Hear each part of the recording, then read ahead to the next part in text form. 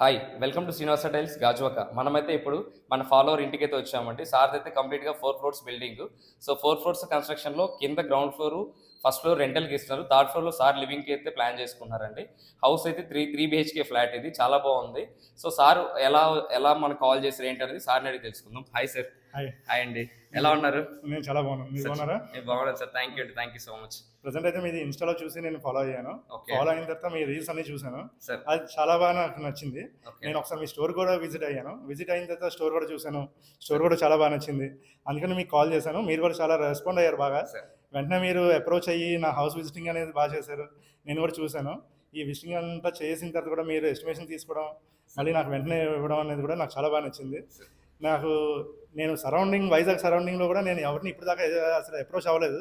First మిమ్మల్ని approach అయ్యాను.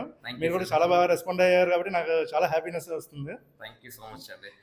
ఇలాగే మేడం గారు కూడా ఉన్నారు. మేడంకి అయితే చాలా డౌట్స్ వచ్చాయి యాక్చువల్లీ, ఇక్కడ ఏది వేయచ్చు అక్కడ ఏది వేయచ్చు అని.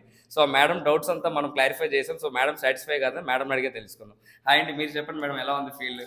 చాలా బాగుంది. ఆఫ్టర్ దట్ ఇప్పుడు ఇలా చూపిస్తున్నారు కదా, ఆఫ్టర్ టైల్స్ వేసిన తర్వాత ఎలా ఉంటుంది అనేది కూడా నేను రివ్యూ ఇస్తాను. తప్పకుండా ప్రెసెంట్ అయితే మీరు ఇచ్చిన వర్క్ అనేది ఏదైతే నాకు చెప్పారో అంతా కూడా చాలా బాగుంది. థ్యాంక్ యూ అండి. మన మన మన ఫాలోవర్స్కి అయితే ఫస్ట్ డౌట్ ఏంటంటే అసలు మన ఫ్లాట్కి ఎంత అమౌంట్ అనేది ఖర్చు అవుతుంది.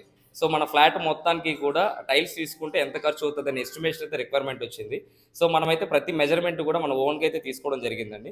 సో ఆ మెజర్మెంట్ అంతా తీసుకొని కంప్లీట్గా ఎస్టిమేషన్ ఎంత అవుతుంది, సో బడ్జెట్ ఎంత అవుతుంది అని మన కస్టమర్కి చెప్పడం జరుగుతుంది.